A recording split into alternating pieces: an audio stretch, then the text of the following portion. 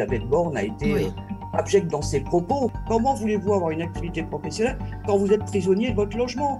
C'est ce qui arrive à de nombreuses personnes qui se retrouvent en situation de handicap au cours de leur vie et qui se retrouvent prisonniers de leur logement. Il faut quand même rappeler que pour accéder à l'emploi, pour les personnes handicapées, il y a plusieurs conditions à réunir et qui ne sont absolument pas réunies dans notre pays. Il y a, pour les personnes en fauteuil encore plus, la question de l'accessibilité du bâti, de l'espace public, des transports. On a vu un jeune homme là, qui est obligé de faire une grève de la faim pour que les quais de la gare dont il dépend soient rendus accessibles. Comment voulez-vous avoir une activité professionnelle quand vous ne pouvez pas vous déplacer? Elisabeth Borne nous a fait un numéro de validisme et d'handiphobie qui est à la hauteur de sa déconnexion du réel. Je vous appelais pour savoir si l'État compte faire quelque chose pour les personnes qui sont handicapées. Malheureusement, j'ai eu un très grave accident. Je me retrouve en fauteuil, je ne peux plus travailler. J'ai fait la demande d'AH et dans la mesure où mon époux touche 1810 € par mois, malgré qu'on ait un loyer de 1000 € sur Nice, on me dit que j'ai droit à rien parce qu'on déplace les plafonds à tous les deux. Ça fait que je vis, si vous voulez, j'ai rien. Si j'ai pas mon époux aujourd'hui, je serai dans la rue, quoi.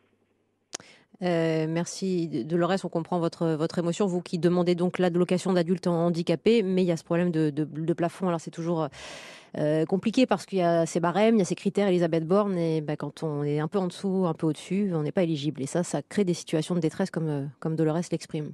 Alors moi j'entends votre émotion, Dolores, et je pense qu'il faut absolument qu'on puisse vous trouver une solution. D'abord, en tant que personne handicapée, vous avez droit à des aides pour votre vie courante, pour que vous puissiez continuer à vivre normalement, à vous déplacer, par exemple. Ça, vous le savez, et Dolores. ça, il y a des aides qui ne sont pas du tout sous condition de ressources. D'accord. Et puis ensuite, il y a la façon dont on peut vous accompagner pour que vous puissiez peut-être reprendre une activité professionnelle. J'imagine que c'est quelque chose que vous pourriez souhaiter. Et là, il y a des structures dont c'est la responsabilité. Dolores ? Oui, je vous écoute. J'adore quand Madame le Premier ministre dit de reprendre une vie professionnelle. Vous savez, quand vous arrivez en fauteuil, excusez-moi.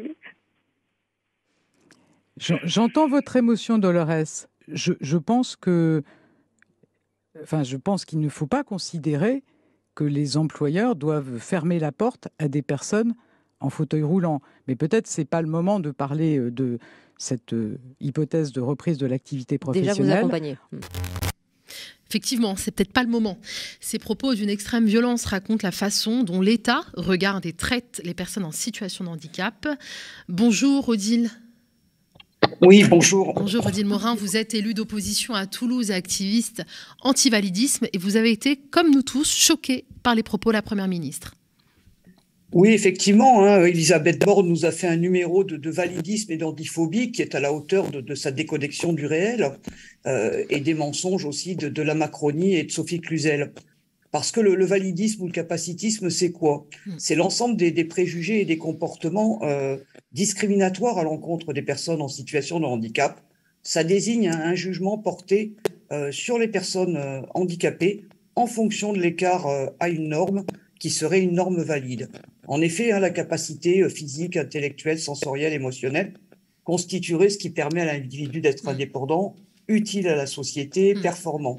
Et dans un idéal sociétal qui est fondé sur la performance et la croissance, d'ailleurs plus en termes de production et de marché qu'en termes de qualité de vie, de réalisation personnelle et collective, l'individu capable représente l'idéal. Et plus il développe de capacités, plus il est performant, plus il est utile et plus il est conforme à la norme souhaitable, la norme souhaitée par le système. Et plus il bénéficie à ce moment-là de privilèges. À l'inverse, l'individu considéré comme moins capable ou incapable de réaliser telle ou telle action de manière indépendante se voit disqualifié et stigmatisé. C'est une forme de discrimination qui est basée sur un système de valeurs qui considère que certaines caractéristiques du corps et de l'esprit sont essentielles pour vivre une vie épanouie, et ça part du principe que la qualité de vie des personnes handicapées est extrêmement faible. Et dans le validisme, comme dans le racisme, comme dans l'homophobie ou d'autres formes d'oppression, le groupe social dominant considère sa propre image comme étant le modèle selon lequel l'humanité devrait être, rejetant ou ignorant les autres, les considérant comme inférieurs, pas normaux ou inaptes. Et donc, les personnes handicapées, c'est considéré comme une sorte de version amoindrie des personnes valides. Et il y a une seconde facette dans le validisme qui consiste, au contraire, à prêter des vertus, des qualités extraordinaires aux personnes handicapées, par exemple des vertus de courage ou d'abnégation exceptionnelles. Et on voit des personnes qui sont présentées comme des leçons de vie dans les médias, comme si le handicap leur apportait une sorte de plus-value morale qui ferait d'elles des sources d'inspiration. Mais ce sont deux facettes complémentaires, parce elles aboutissent toutes deux à une essentialisation des personnes handicapées. C'est-à-dire qu'en fait, le validisme consiste à figer les personnes handicapées dans une sorte d'altérité par rapport à une prétendue normalité. Et pourquoi il a fallu créer ce terme? Parce que ces idées validistes, elles sont particulièrement redoutables, parce qu'elles apparaissent comme des évidences, elles passent pour des choses naturelles. Et du coup, ça les rend très difficiles à identifier.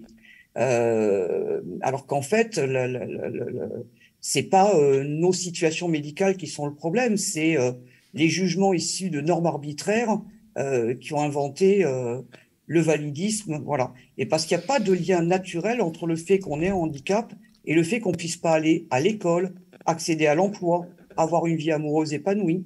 Et si on rencontre ces difficultés, c'est parce que ces difficultés, elles sont le fait de la manière dont notre société est construite. Et c'est vraiment un problème qui est lié à l'organisation sociale, et l'organisation sociale, elle peut être changée.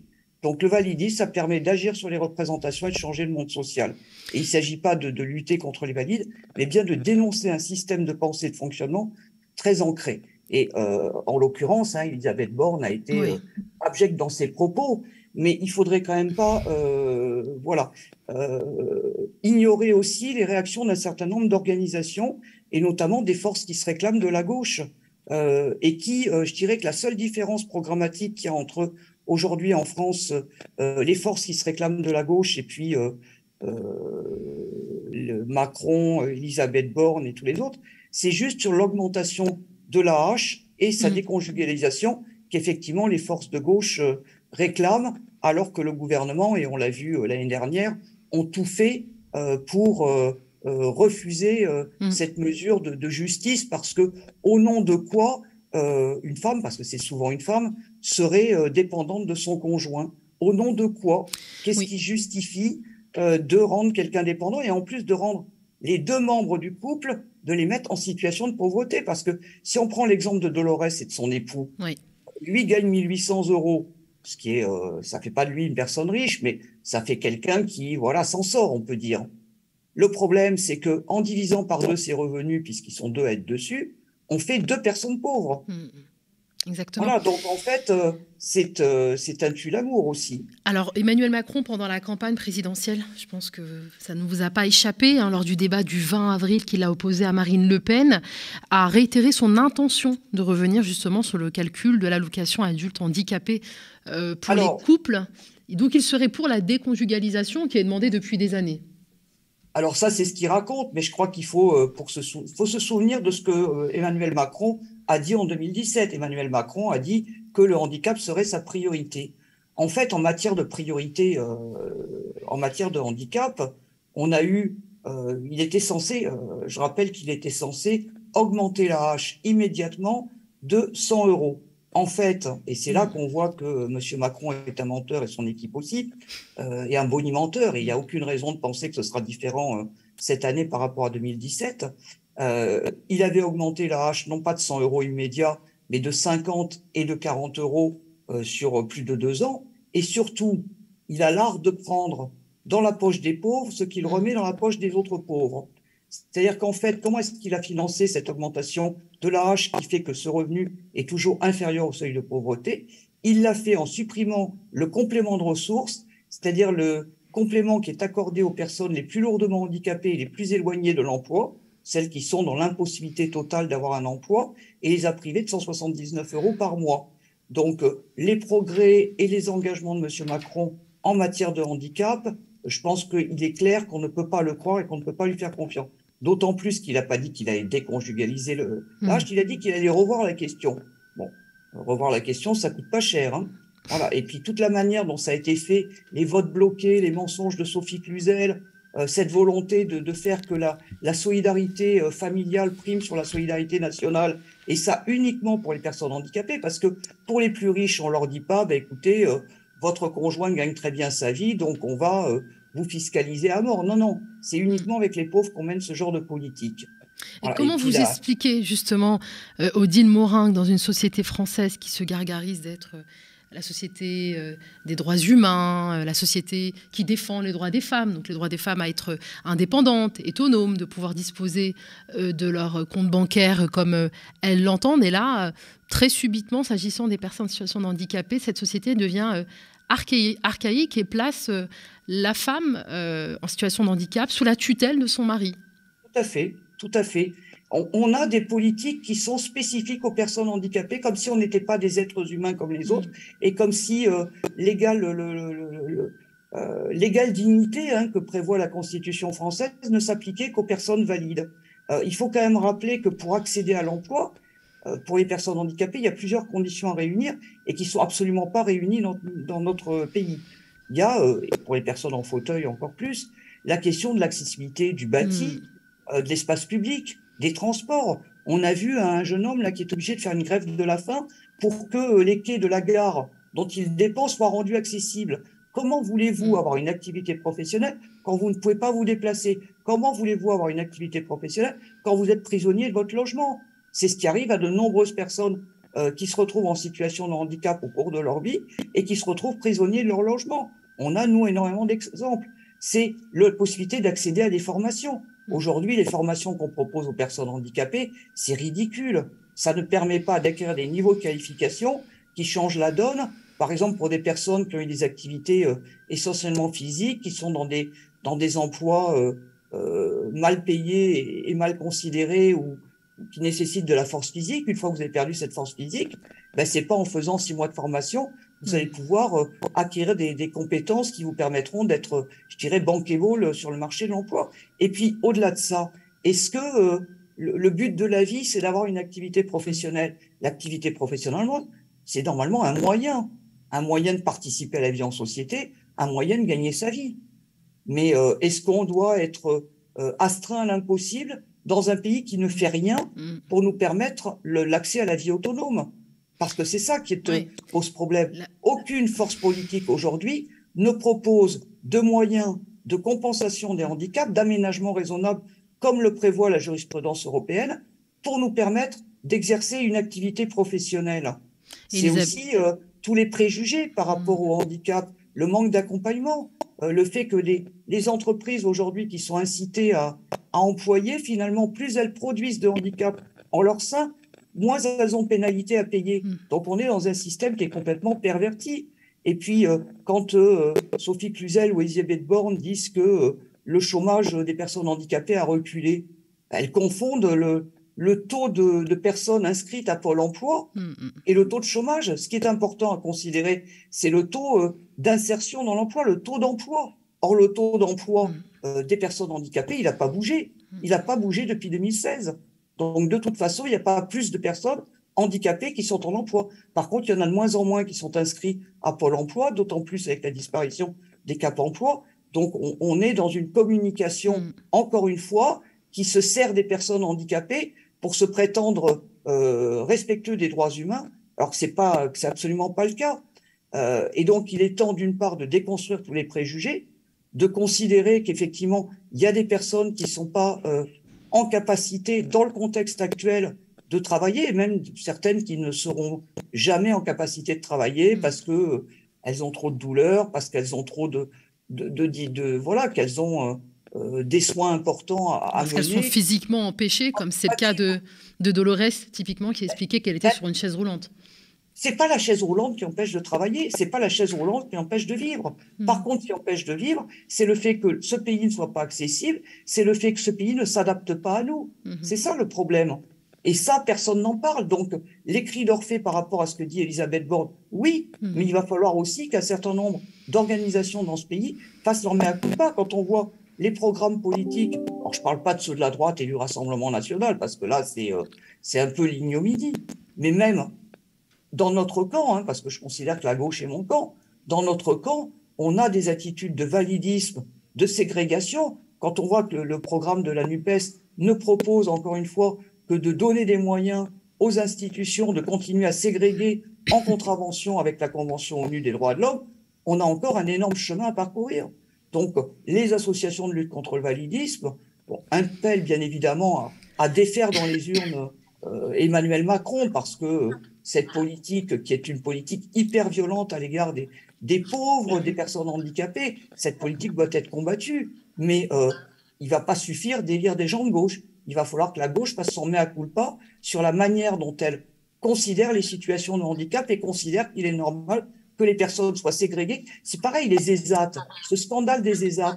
Comment on peut imaginer que des personnes handicapées n'aient pas les droits du travail, le droit de grève, les droits syndicaux, ne touchent pas le SMIC, n'aient pas droit à la retraite? Comment est-ce qu'on accepte dans notre pays que des personnes soient traitées ainsi? Est-ce qu'on accepterait de faire ça pour n'importe quelle autre catégorie? C'est pas admissible. Donc l'égalité des droits n'est absolument pas garantie. C'est ce que dit l'ONU de la France, hein, elle parle de ségrégation, de privation de liberté et d'atteinte aux droits humains. Donc on a vraiment de gros progrès à faire. Et moi j'invite Elisabeth Borne et Sophie Cluzel déjà à se taire, parce que au vu de la politique qui a été menée sur ces dernières années, en divisant par 5 la production de logements neufs accessibles, en faisant que moi, j'ai des exemples tous les jours de personnes qui sont prisonnières de leur logement. C'est pas qu'elles peuvent pas travailler, ces personnes-là. C'est qu'elles sont prisonnières de leur logement parce que rien n'est fait pour permettre de nous loger dans des conditions dignes. Donc, commençons par avoir une politique respectueuse des droits fondamentaux des personnes handicapées et on pourra parler effectivement de les envoyer travailler. On pourra en parler après. Maintenant, qu'on commence par nous donner les moyens de vivre et de pas survivre, hein, parce que vivre sous le seuil de pauvreté, il faut l'avoir vécu pour savoir ce que c'est. Quand vous n'avez pas les moyens de vous nourrir correctement, quand vous êtes déprimé, d'être isolé. Enfin, c'est des situations qui ne sont pas liées à nos maladies ou à nos déficiences ou différences physiques, qui sont liées intrinsèquement à la société dans laquelle nous vivons. Oui, d'ailleurs, vous avez reçu un Odile Morin dans une précédente contre-matinale pour parler de cette difficulté d'accéder à un logement. Et même quand on accède à ce logement, l'agencement des espaces ne permet pas aux personnes en situation de handicap de pouvoir se mouvoir de manière sans difficulté, tout simplement. On vous invite d'ailleurs aussi sur le sujet de la déconjugalisation de l'AAH, de l'allocation adulte handicapé. On a, ma collègue donc Lisa Lapp avait donc produit un reportage et est allée à la rencontre d'un couple en situation, les deux d'ailleurs, en situation de handicap et en grande difficulté financière à cause de cette politique qui méprise effectivement les droits les plus élémentaires des personnes en situation de handicap. Avant de terminer, j'aimerais bien parler rapidement de votre actualité, Odile Morin, puisque le 20, vous pouvez me reprendre, soit le 20 juin prochain, c'est ça? Non, le 30 juin Le 30 juin prochain, voilà, vous pouvez nous en parler. Donc, il y a 15 personnes en situation de handicap et quelques proches qui vont de nouveau passer devant la cour d'appel de Toulouse pour avoir simplement dénoncé la politique handicap de la France. Et si on l'a fait, c'est parce que on avait depuis des années participé aux différentes instances de concertation sur le handicap et qu'on a vu nos droits reculer. Donc on a bloqué un TGV pour obtenir que la gare de Toulouse-Matabio soit accessible, c'est-à-dire qu'on puisse prendre un train sans être obligé de réserver 48 heures à l'avance, ce qui est un droit élémentaire qui est pourtant pas respecté en France. Et on a bloqué les pistes de l'aéroport de Toulouse pour alerter sur la loi Elan qui a divisé par 5 la production de logements neufs.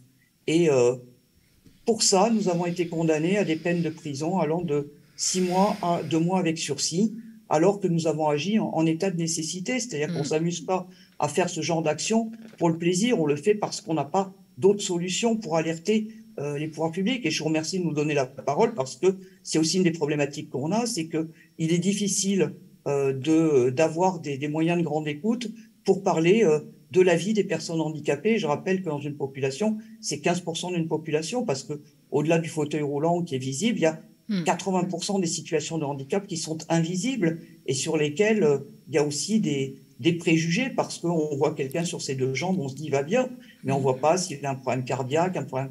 Enfin, il y a plein de maladies qui effectivement ont un impact sur la qualité de vie des personnes, mais encore plus dans le contexte actuel d'une société qui nous nie nos droits fondamentaux et qui est construite par les valides, pour les valides, et sans jamais tenir aucun compte de nos besoins. Quand on voit le nombre de bâtiments neufs qui continuent à être construits sans respecter les règles d'accessibilité, c'est inadmissible. Oui. Et quand on voit la faiblesse des revenus,